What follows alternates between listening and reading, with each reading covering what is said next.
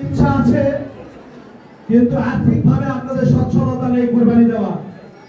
তাই আপনাদের কথা চিন্তা রেখে আমি পাঁচবিবি এই পৌরবাসীদের জন্য অন্তত আপনারা একটি সন্ধ্যা পরিবারের সদস্যদের নিয়ে মাংস ভাত খেতে পারে এই উদ্যোগ গ্রহণ করেছি।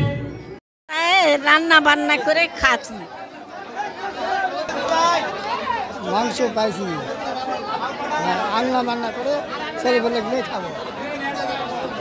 গরিব মানুষ কুরবানি দিতে পারিনি, এখানকার মাংস নিয়ে স্বামী ভাই দিবে খাবো।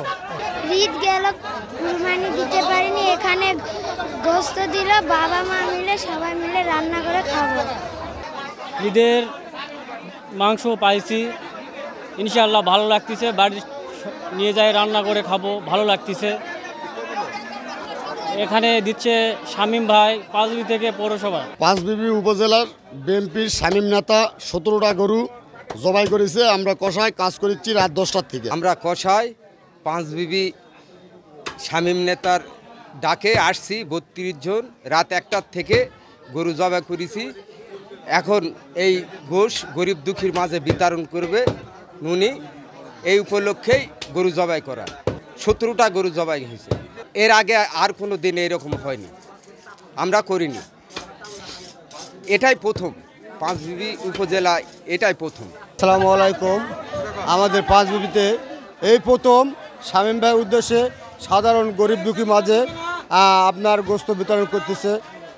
শামীম ভাই আমাদের এই গরিব দুঃখের মানুষের পাশে দাঁড়ার জন্য আমরা মহা খুশি, আমরা সবাই খুশি হয়েছি এবং সে যেন প্রতি ঈদে আমাদের সাধারণ গরিব মানুষ দিতে পারে, এটাই আমরা তার জন্য দোয়া করব। বিসমিল্লাহির রহমানির রহিম। আজকে এই প্রোগ্রামের লক্ষ্য এবং উদ্দেশ্য পাঁচবিবি পৌরবাসী যেসব অসহায় এবং দরিদ্র পরিবার আছে, যারা আর্থিক অভাবের কারণে যারা কুরবানি দিতে পারে না, তাদের কথা চিন্তা করে তারা যেন ঈদে একবেলা মাংস পরিবার নিয়ে তারা যেন খেতে পারে, এই লক্ষ্য এবং উদ্দেশ্য মাথায় রেখে আমি আমার ব্যক্তিগত অর্থায়নে পাঁচবিবি পৌরবাসীর জন্য 18টি গরু প্রায় 2000 পরিবারের মাঝে ইতিমধ্যে আমি বিতরণ সম্পন্ন করেছি। আপনারা সকলে আমার জন্য দোয়া করবেন, আমি যেন আগামী ঈদে আরও ব্যাপক পরিসরে যেন পাঁচবিবি পৌরবাসীর পাশে যেন থাকতে পারি এই আশা এবং প্রত্যাশা রাখি সকলের কাছে। নাম মোহাম্মদ শামীম হোসেন, আমি জয়পুরহাট জেলা ছাত্রদলের সাবেক সাংগঠনিক সম্পাদক, পাঁচবিবি পৌর ছাত্রদলের সাবেক সভাপতি।